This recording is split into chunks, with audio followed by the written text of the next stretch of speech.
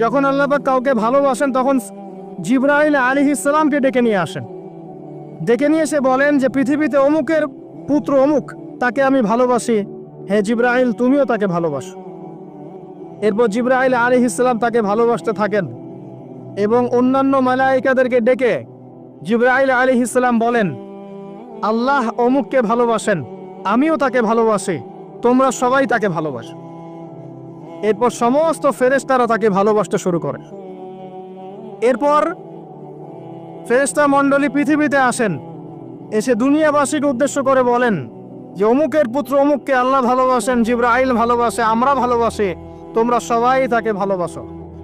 এরপর দুনিয়ার মানুষদের কাছে তার মর্যাদা বাড়িয়ে দেওয়া হয়, তার দিকে মানুষের মনকে ঘুরিয়ে দেওয়া হয় এবং তার প্রতি মানুষের ভালোবাসা সৃষ্টি করে দেওয়া হয়। আল্লাহ পাকের নূর যখন আপনার ভিতরে আসবে ইনশাআল্লাহ দেখবেন আল্লাহ রাব্বুল আলামিন আপনার হাতে তার দ্বীনের পতাকা দিবেন ইনশাআল্লাহু আযজা ওয়া জাল। তাসকিয়ার প্রয়োজন, তাসকিয়া না আসলে নূর আসবে না। লাভ নাই ভাই, প্রচুর ইবাদত বন্দেগী করে মনের মধ্যে অহংকার রেখে কোনো লাভ নাই। অনেক কিছু করছেন, নিজেকে মনে করছেন আপনি সুপিরিয়র, অন্যরা সব ককরোচ, আপনি জান্নাতের ডিলার, লাভ নাই। ইবলিসের আকীদা এটা ইবলিসের আকীদা। খলাকতানি মিন নার ওয়া খলাকতাহু মিন তিন। এখন যারা ইসলামের বিপক্ষে আছে তাদের মধ্যে থেকে আল্লাহ পাক খালিদ এবং ওমর রাদিয়াল্লাহু আনহুর মতো সাহাবী বের করতে পারেন। আল্লাহ পাকের সুন্নাহ বোঝা খুব দুষ্কর। যাকে আপনি তুচ্ছ করছেন আল্লাহ পাক তাকে হেদায়েত দিয়ে আপনার চেয়ে বড় জায়গায় নিয়ে যেতে পারেন। যাকে আপনি বড় কাফের মনে করছেন আল্লাহ পাক কাল তাকে হেদায়েত দিয়ে ইসলামের খেদমত করাতে পারেন। আবার আল্লাহ পাক আপনাকে, যিনি 5 ওয়াক্ত নামাজ পড়ছেন, রোজা রাখছেন, আপনাকে পথভ্রষ্ট করে দিয়ে জাহান্নামে নিতে পারেন। অতএব আত্ম অহংকারের কোনো সুযোগ নাই। তাসকিয়া দরকার। কদ আফলাহা মান যাক্কাহা ওয়া কদ খাবা মান দাসাহা। কদ আফলাহা মান তাযাক্কা ওয়া যাকারা ইসমা রাব্বিহি ফাসাল্লা বাল তু'থিরুনা আল হায়াতা আদ-দুনিয়া ওয়াল আখিরাতু খায়রু ওয়া আবকা। তাসকিয়ার পরে কি করবেন? চেষ্টা করেন হালাল রিজিক অন্বেষণ করার। আল্লাহর ওয়াস্তে সুদ খায়েন না, আল্লাহর ওয়াস্তে ঘুষে যায় না, আল্লাহর ওয়াস্তে, আল্লাহর দোহাই দিয়ে বলছি দুর্নীতি করেন না, আল্লাহর ওয়াস্তে মানুষের সম্পদ আত্মসাৎ করেন না। আল্লাহকে ভয় করেন, আল্লাহর ওয়াস্তে করেন, আল্লাহর ওয়াস্তে ছেড়ে দেন। হাত জোর করে রিকোয়েস্ট করছি, সুদ খায়েন না। নিজের মায়ের সাথে জেনার মতো অপরাধ, নিজের মায়ের সাথে জেনার মতো অপরাধ, এটা আমার কথা নয়, এটা মুহাম্মদ সাল্লাল্লাহু আলাইহি ওয়াসাল্লামের কথা।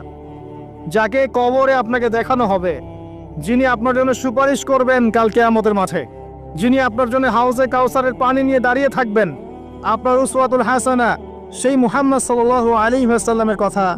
সুদ খেও না। এর সর্বনিম্ন পাপ নিজের মাকে বিয়ে করা, নিজের মায়ের সাথে জেনা করা। কেউ যদি এই সমাজে নিজের মায়ের সাথে জেনা করে থাকে, কালকে সকালে রাস্তায় বের হয়, আপনি চাইবেন তাকে রজম করে মেরে ফেলতে? চাইবেন না? এই কাজ দিব্যি আমরা করছি। সর্বোচ্চ পাপ সুদের, আল্লাহ এবং তার রাসূলের সাথে যুদ্ধ করা। অনেক দিন আয়াতটা বলেছি, আবারও বলছি শোনেন কি, কারণ কিছু মানুষের কানে ঢুকতেই চায় না কথা। আল্লাহ পাক বলেছেন, ইয়া আইয়ুহাল্লাযীনা আমানু, হে মুমিনগণ, ইত্তাকুল্লাহ, আল্লাহকে ভয় করো। ওয়া যারু মা বাকিয়া মিনার রিবা, সুদের অবশিষ্ট অংশগুলো ছেড়ে দাও। ইন কুনতুম মুমিনিন, যদি প্রকৃতপক্ষে মুমিন হয়ে থাকো। ওয়া ইল্লাম তাফআলু, যদি তোমরা এই কাজ না করো। শুনেন আল্লাহর কথা, আল্লাহ বলছেন যদি তোমরা এই কাজ না করো, ফাযানু বিহারবিম মিনাল্লাহি ওয়া রাসূলিহি, তাহলে আল্লাহ এবং তার রাসূলের সাথে যুদ্ধের ঘোষণা শুনে না। The path is yours, choose your path, রাস্তা আপনার, আপনি চুজ করেন কোন পথে আপনি যাবেন। কেউ বাধ্য করবে না আপনাকে। লা ইকরাহা ফিদ্দিন, দিনে কোনো বাড়াবাড়ি নাই। তরোয়াল দিয়ে কেউ বলবে না যে সুদ খেও না, তরোয়ালের জন্য কেউ বলবে না যে ইসলাম কবুল করো। ইসলাম এগুলো হারাম, ইসলাম এভাবে ছড়ায় নাই, এগুলোর সাথে ইসলামের কোনো সম্পর্ক নাই। ইসলামের নামে যারা সন্ত্রাসবাদ ছড়িয়েছে এবং জঙ্গিবাদ ছড়িয়েছে, এগুলোর সাথে ইসলামের কোনো সম্পর্ক নাই। ইসলাম বাধ্য করবে না আপনাকে, কিন্তু আপনি রাস্তা, ওয়াহাদাইনাহুন নাজদাইন, দুইটা পথ আমি দেখিয়ে দিয়েছি, আপনি একটা চুজ করেন। ইম্মা শাকিরা ওয়া ইম্মা কাফুরা, ইচ্ছা হলে আপনি কুফরি করেন, ইচ্ছা হলে কৃতজ্ঞ হন। আল্লাহ বলেছেন সুদ খেও না। নিজের মায়ের সাথে জেনা করা, আল্লাহ এবং তার রাসূলের সাথে যুদ্ধ করা, আপনি পথ চুজ করেন। একটা টাকা যদি হারাম থাকে রিজিকে, আপনার ইবাদত কবুল হবে না। সে যেই হোক, দাড়ি টুপি পাগড়ি জুব্বাওয়ালা মানুষও যদি সুদ খায়, জায়েজ হয়ে যাবে না। পৃথিবীর সমস্ত মানুষ যদি ভোটাভুটি করে যে সুদ হালাল, হালাল হয়ে যাবে না। পরিবারের হালাল রিজিকের ব্যবস্থা করেন। অনেক মানুষ দেখা হয়, কথা হয়, মেসেঞ্জারে টেক্সট করে, হোয়াটসঅ্যাপে নক করে, বড় চাকরি করতো, 60,000 70,000 80,000 টাকা বেতন পেত, তখন রিজিকে বরকত ছিল না, ছেড়ে দিয়েছে, চায়ের দোকান দিয়েছে, এখন রিজিকে বরকত আছে। আজকেও একজনের সাথে দেখা হয়েছে, তিনি ইউএস বাংলা এয়ারলাইন্সে কাজ করেন। আমাকে বলছেন, ভাই মুরব্বী মানুষ, আমার পরিবারের সদস্য সংখ্যা বেশি ছিল, হারাম জবে ছিলাম, সুদ খেতাম, সুদী এনজিওতে কাজ করেছি, আপনার লেকচার শুনেছি, আলহামদুলিল্লাহ আল্লাহ পাক শুনিয়েছেন তাকে, এখানে আমার কোনো ক্রেডিট নাই, তিনি ছেড়ে দিয়েছেন, এখন এখানে কাজ করেন। আমি বললাম, পরিবারে কি কোনো সমস্যা হয়, রিজিকে বরকত আছে না? তিনি বলছেন, এখন বারাকার শেষ নাই। বলছে, কেউ অসুস্থ হয় না পরিবার আমার এখন, আগে ডেইলি অসুস্থ হতো। আমার টাকা চুরি চামারি হয় না, আগে আমার টাকা আত্মসাৎ হয়েছে। বরকত কি জিনিস আপনাকে বুঝাই, বরকত চোখে দেখা যায় না। আপনি হালাল রিজিকে থাকেন, দেখবেন আপনার পরিবারের মানুষ কম অসুস্থ হচ্ছে, খরচ কমে গেল, আপনার সম্পদ চুরি ডাকাতি হচ্ছে না, নিরাপদ আছে। আপনার অল্প রিজিক আল্লাহ রহমত বরকত ঢেলে দিলেন, অল্প খেয়ে আপনি তৃপ্ত, মেডিসিনের খরচ নাই, অসুস্থতার খরচ নাই, আজে বাজে কোনো খরচ নাই, কারণ আপনি হারাম খাচ্ছেন না। বরকত চোখে দেখা যায় না, এটা বুঝতে হয়।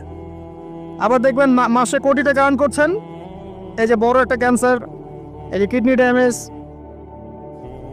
এই যে ব্লাড চেঞ্জ করতে হচ্ছে, একটা রোগ শেষ হচ্ছে আরেকটা শুরু হচ্ছে, বাবার অসুখ, মায়ের অসুখ, এই সমস্যা ওই সমস্যা একটার পর একটা লেগেই আছে। এই প্রজেক্ট নষ্ট হচ্ছে, ওই প্রজেক্ট নষ্ট হচ্ছে, আবার মানুষ ছিনতাই করছে, চুরি ডাকাতি করছে। এটা আল্লাহ পাকের গজব। রহমত বরকত চোখে দেখা যায় না, এটা আপনাকে বিশ্বাস করতে হবে যে আল্লাহর পক্ষ থেকে এগুলো আসে। ইমানের 6 পিলার সব তো গায়েব, আল্লাহ বিশ্বাস গায়েব, মালায়েকা ওয়া কুতুবিহি ওয়া রুসুলিহি ওয়াল ইয়াউমিল আখির ওয়াল কদরি খায়রি ওয়া শাররি, সবই গায়েব। অদৃশ্য বিশ্বাসের নামে তো ইমান। তো বরকত রহমত কি দেখা যাবে? দেখা যাবে না। রূহ বা আত্মাকে দেখেছেন? আপনার শরীরে নাই। এভাবেই আল্লাহ রহমত বরকতে বিশ্বাস করতে হবে। আল্লাহ পাক ইনশাআল্লাহ তাআলা আপনার হালাল অল্প রিজিকে বারাকা দিবেন ইনশাআল্লাহ। আল্লাহর ওয়াস্তে দুর্নীতি করেন না, আল্লাহর ওয়াস্তে করেন না। আমি বলে একটা হাদিস শোনাই, আমরা তো দায়িত্ব পেলে অনেক খুশি হই। রাসূলুল্লাহ সাল্লাল্লাহু আলাইহি ওয়াসাল্লাম বলেছিলেন, হে আবু যার, তুমি কখনো 2 জন ব্যক্তির দায়িত্ব নিতে যেও না।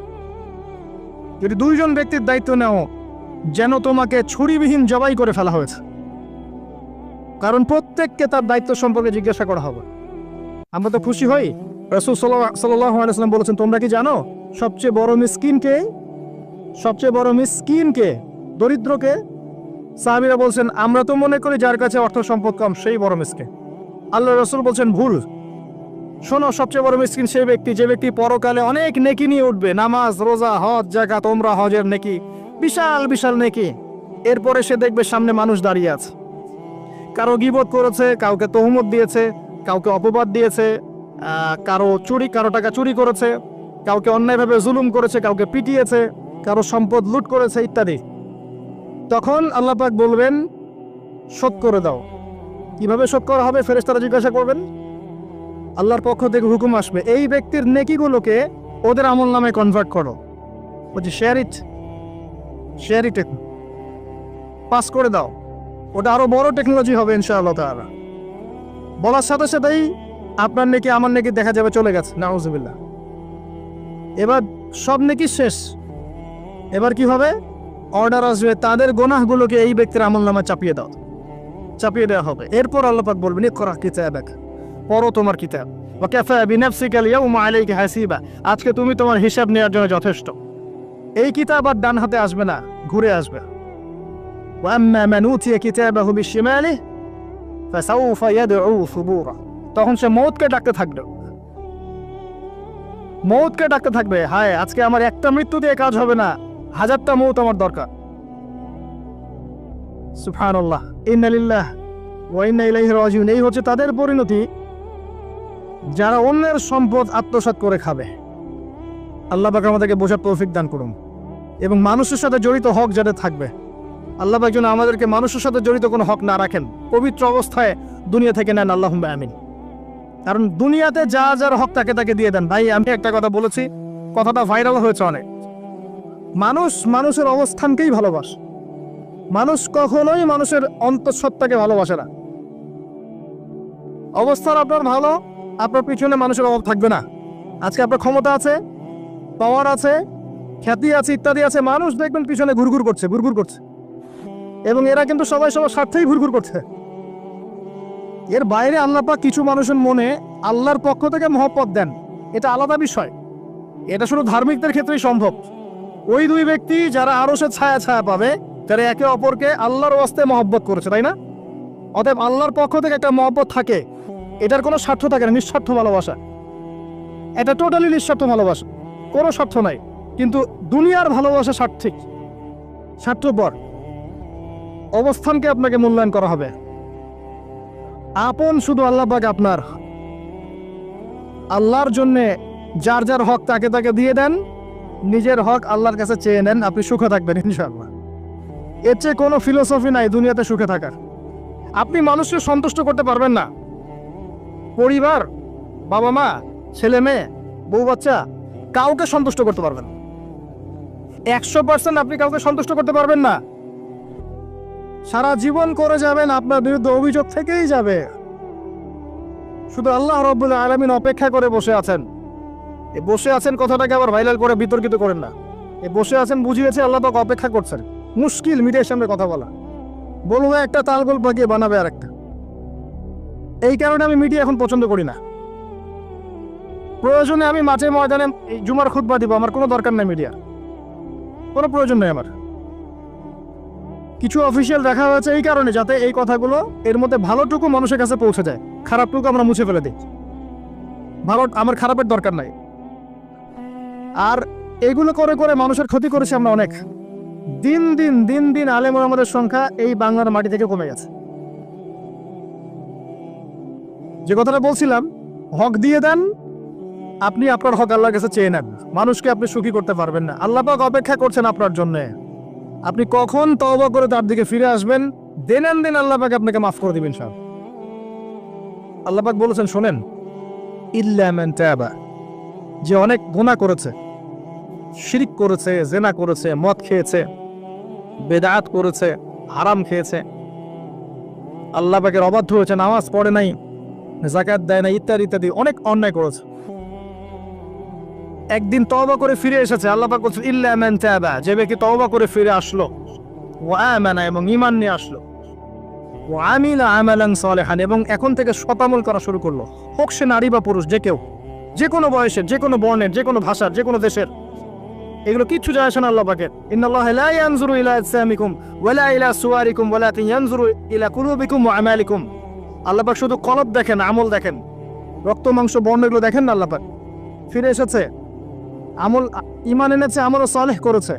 আল্লাহ পাক বলছে, উলাইকা, এরাই তারা, ইউবাদদিলুল্লাহু সাইয়্যাতিহিম হাসানাত, এরাই সেই ব্যক্তি যাদের সমস্ত গুনাহকে আমি আল্লাহ নেকি দিয়ে পরিবর্তন করে দেব ইনশাআল্লাহ। আল্লাহ অপেক্ষা করছেন আপনার জন্য। আপনার কাছে আসার গল্পটা হোক আল্লাহর কাছে আসার কাজ। এই জেনার কাছে আসার গল্প দিয়ে কোনো লাভ নাই। আল্লাহ পাক যেটা বলেছেন, লা তাকরাবুজ জিনা, জিনার কাছেও যেও না। আপনি দেখবেন এখন বলা হচ্ছে জেনাটাই হচ্ছে কাছে আসার গল্প। আমি বলি শোনেন, নিমের ডাল দিয়ে দাঁত মাজেন, নিম গাছের ডাল আছে না, নিমের ডাল দিয়ে দাঁত মাজেন, এই পেস্ট ছেড়ে দেন, বয়কট করে ফেলেন, দেখবেন কয়েকদিন পর ক্ষমা চাবে যে ভুল হয়ে গেছে, আমরা এগুলা এক বানাবো না। আমরা যে নরম সরম মানুষ, কোন ইনিশিয়েটিভ নিতে পারি না, এই জন্য চড়া হয়ে বসে থাক।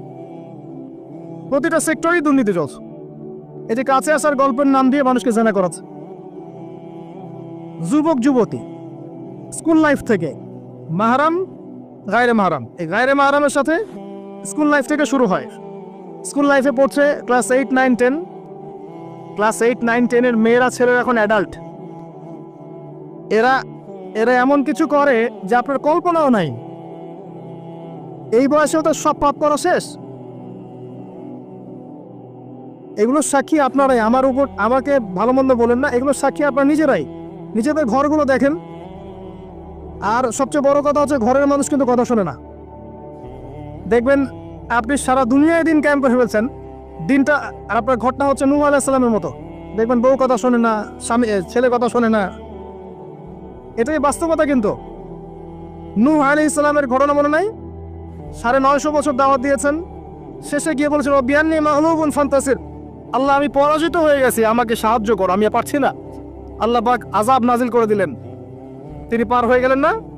ছেলে পার হয় না। ছেলে বলে আমি পাহাড়ে উঠে যাব, পাহাড় আমাকে সেভ করবে। নূহ আলাইহিস সালাম বলছেন আজকে কেউ সেভ করতে পারবেন না আল্লাহর আযাব থেকে। একটু পরে একটা ঢেউ এসে বাপ বেটার মাঝখানে পার্থক্য করে দিল, ছেলে ডুবে মরে গেল। তার স্ত্রী পর্যন্ত ঈমান নিয়ে আসলো না। আল্লাহর কাছে হাত তুলে দোয়া করছেন, আল্লাহ আমার ছেলে, আমার আহাল, আমার পরিবার। আল্লাহ ধমক দিয়ে বলছেন যে লাইসা মিন আহলিক, সে তোমার পরিবারের কেউ না। দেখবেন আপনি মাশাআল্লাহ দিনদার, আপনার ভিতরে ইসলাম এস্টাবলিশ করা ডিফিকাল্ট। মানুষ এখন খুব ব্যক্তি সচেতন, নিজের মনে যা চাবে সেটাই করবে। আর আনুগত্যকে তারা দাসত্ব মনে করে। কথা বুঝেন? আনুগত্য করাকে দাসত্ব মনে করে। আমি দাসত্ব করবো কেন? আল্লাহ এবং তার রাসূল এবং স্বামী পরিবার কর্তাদের আনুগত্যটাকে তারা দাসত্ব মনে করে। অতএব সুখে থাকার মূল মন্ত্র এটাই আপনার, যার যার হক তাকে তাকে দিয়ে দেন, নিজের হক আল্লাহর কাছে চেয়ে নেন, আপনি সুখে থাকবেন ইনশাআল্লাহ। আল্লাহর জন্য বাঁচেন, আল্লাহর জন্য খান, আল্লাহর জন্য পড়েন, আল্লাহর জন্য দিন কায়েম করেন, আল্লাহর জন্য আপনি ইবাদত করেন, আল্লাহর জন্য মারা যান, ইনশাআল্লাহ আল্লাহ আপনাকে জান্নাত দিবে। আর আল্লাহর কাছে আমরা সবাই একা একা ফিরে যাবো। ইন্না লিল্লাহি ওয়া ইন্না ইলাইহি রাজিউন। একা একা একজন একজন করে হিসাব নেবেন আল্লাহ পাক। তখন আমার সাথে কেউ থাকবে? আপনার সাথে কেউ থাকবে? ইন্তেকালের পরে 40টা দিন অপেক্ষা করেন না, মানুষ মনে রাখে? রাখবে না, কাউকে রাখবে না। এটাই দুনিয়ার বাস্তবতা। দুনিয়া বড় নিষ্ঠুর। আর এগুলোর বাস্তবতা আপনার যত দিন যাবে তত দেখবেন, উপলব্ধি করবেন। একদম কাঠামো ভেঙে যাবে। ফ্রি মিক্সিং দিয়ে, হারাম রিজিক দিয়ে, আপনার এই যে অপসংস্কৃতি দিয়ে পরিবারের কাঠামোই ভেঙে যাবে, সমাজের কাঠামো ভেঙে যাবে। মানুষ দেখবেন আত্মহত্যা করে মারা যাবে বেশি বেশি। বাবার খোঁজ নিবে না সন্তান। কিয়ামতের আলামত আছে, তেলি তেলামাতু রব্বাতুয়া, দাসী মনিবকে জন্ম দিবে, মা বাবার সাথে দাস দাসীর মতো আচরণ করা হবে।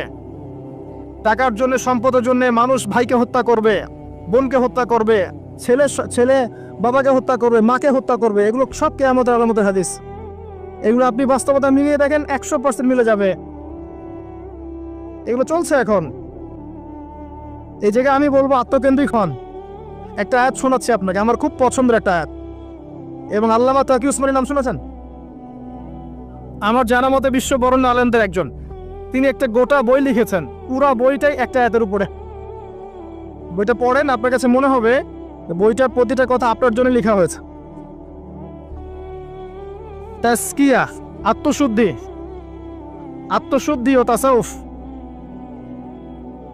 ওই বইয়ের প্রথমে টাইটেল, একটা হেডলাইন আয়াত আছে, ইয়া আইয়ুহাল্লাযীনা আমানু, হে মুমিনগণ, আলাইকুম আনফুসাকুম, নিজের নফসের খবর নেওয়া। নিজের নফসের খবর নাও, নিজে ঠিক হও।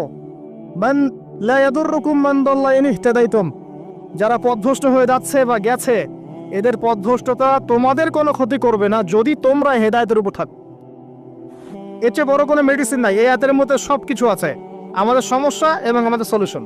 আমাদের সমস্যা হচ্ছে আমরা পরের দিকে বেশি চোখ তুলি, আঙ্গুল তাকাই, তোমার এটা ঠিক নাই, তোমার এটা ঠিক নাই, তোমার আকীদা ঠিক নাই, তোমার আমল ঠিক নাই, তোমার তাসকিয়া ঠিক নাই, তোমার রিজিক ঠিক নাই, ইত্যাদি ইত্যাদি।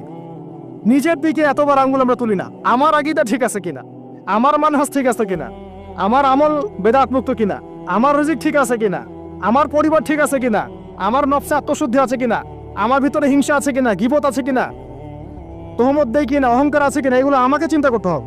আলাইকুম আনফুসাকুম, নিজের নফসের খবর নাও। এই নফস নিয়ে আল্লাহর কাছে যেতে হবে। এই একটা আয়াত যদি বুঝে আসে, আপনার প্রবলেম সলভ। এখানে সমস্যা হচ্ছে আমরা আগে মানুষের সংশোধন চাই, কিন্তু আল্লাহ বলছেন আগে নিজেকে সংশোধন করো। নিজে আগে সংশোধিত হও, একটা বাতি থেকে 1000টা বাতি জ্বলবে ইনশাআল্লাহ।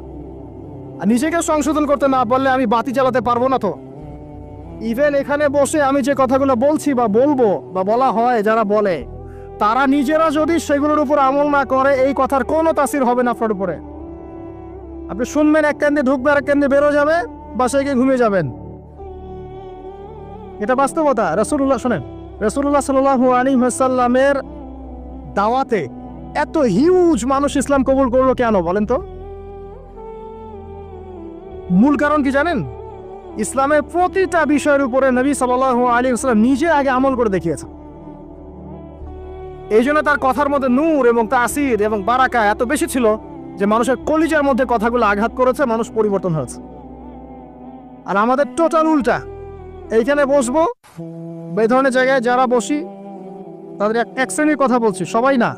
আর এখানে অনেক মানুষ আছেন যারা আল্লাহওয়ালা এবং যারা বেশি ভাইরাল না, যারা তো সেলিব্রিটি না, রাতের বেলা তাহাজ্জুদ পড়ছেন, দেখেন কোনো মাদ্রাসায় খেদমত করছেন, এমন কিছু করছেন যাদেরকে কেউ চেনে না আল্লাহ ছাড়া, তারা আল্লাহর কাছে সেলিব্রিটি।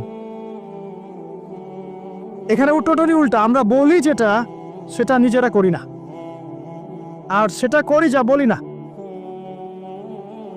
আমি আপনাদেরকে বলি, আমি যা জানি তা 30-40% আমি আপনাদেরকে বলতে পারি না,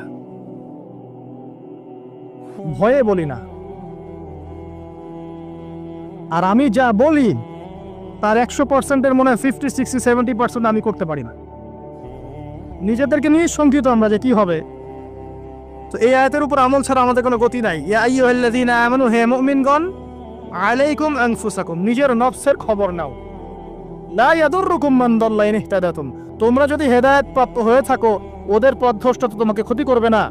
ইসলামের শত্রুদের কথা বাদ দেন, আগে নিজেকে ঠিক করেন, নিজে থেকে ঠিক করেন। নিজেরা নামাজি হন আল্লাহর ওয়াস্তে, আল্লাহর ওয়াস্তে হালাল খান, পরিবার ঠিক করেন, জ্ঞান অর্জন করেন, আল্লাহর ওয়াস্তে দিনে কোনো খেদমতের চেষ্টা করেন, আপনার জানমাল সময় শ্রম দিয়ে আল্লাহর ওয়াস্তে কিছু করেন, দেশকে কিছু দেন, রাষ্ট্রকে কিছু ভালো কিছু দেন, উম্মাকে কিছু ভালো কিছু দেন, আপনার প্রতিভা দিয়ে মানুষের কল্যাণ করেন, মানবতার কোনো খেদমত করেন, কিছু একটা করেন।